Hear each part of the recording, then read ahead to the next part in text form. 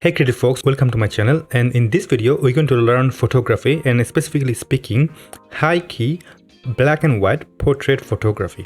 So let's jump right in. And before I jump right in, I highly recommend you to go down into the description and learn about what I do, what kind of social media I have, and engage. And if you have any question, please do ask me. I'm more than happy to answer you any question you have. Very quickly, looking at the EXIF file, the photo was taken with a Lumix 24-105 f4 fantastic lens, and because it's a Panasonic lens and I'm using Silkypix Developer Studio Pro, I believe I don't need to do any kind of lens correction. Let's take a look anyway. Yes, as what I thought, because Silkypix natively support Olympus, Fuji and Panasonic lenses, which means if there is any correction done in lens, it will be automatically bring over to Silkypix Developer Studio Pro, so you don't need to do any kind of extra work, which is a very good news.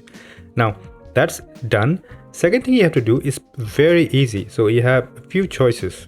Choice number one, I'm going to close the panel. You can reduce the saturation and start a black and white base. That's one way to start. Way number two is to change it to monochrome, and or you can go to DNG because it's converted to DNG and then go to monochrome, and that's my way to do that. Or you can go back to actual profile, which is the neutral, and then open the monochrome, click any of the button, and it should change your settings. So that's a three-way. I like to do both way. First of all, I like to turn this one on, the monochrome controller, also change it to monochrome over here as well. So you have kind of like established that this is going to be a proper black and white photo editing. Because it's going to be a high key, so we are going to crush the white quite a bit. I'm going to protect my highlight like that, but in this section I'm going to bump it up quite a bit. Check this one out. See that? That's very easy. That's how you do that. And then you turn down the lower side. So when you turn on the lower side, what is happening here is adding a contrast on the shadow area. So you have a high key photo while you have a proper contrast, even though it's a high key one. So once this is done, you already done a pretty good job. So play with the luminance channel in the monochrome. So you can play with the lightness like that, go up and down, see what is giving you. I like to reduce the orange a little bit and the red, and then I'm going to go to the orange and then try to do the same and pull up the orange quite a bit. So now you have a very nice and beautiful contrast. But because you have a contrasty photo here in this section, she has a mark. Normally in the real life, that's a common thing to have.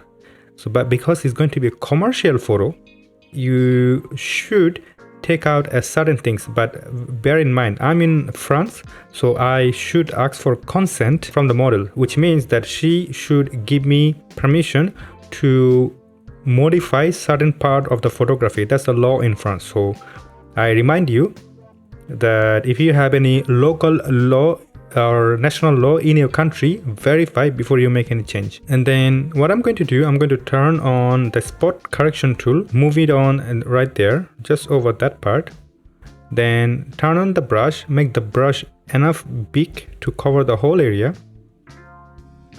Like that. See, that it basically covered the whole thing, which is a good news. And then I'm gonna give it a go and see what it does. And it's gone. Beam. And that should be enough, but I'm gonna do a quick swipe, see if there is any other change. So that's her piercing on the nose, which I actually want it to be shown. So what I can do, I can turn on my partial correction tool, turn on the brush, make the photo a bit bigger and brush it over. So make sure there is nice feather.